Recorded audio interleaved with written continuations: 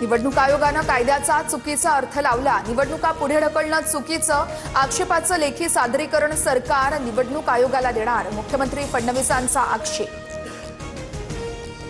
सत्ताधाऱ्यांना हवा असलेला कार्यक्रम आखण्याचा कट, वेळ मिळण्यासाठी निवडणुका पुढे ढकलल्या, थोरातांसह संजय राऊतांची टीका.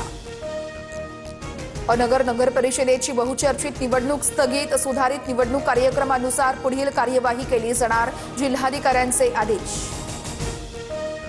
राज्यातील जवळपास 30 नगरपरिषदांमधील निवडणुका पुढे ढकलल्या, न्यायालयीन याचिका प्रलंबित असल्यानं निर्णय. तर बारामती, महाबळेश्वर तसेच पुणे, सातारासह 25 नगरपालिकांचा यामध्ये समावेश.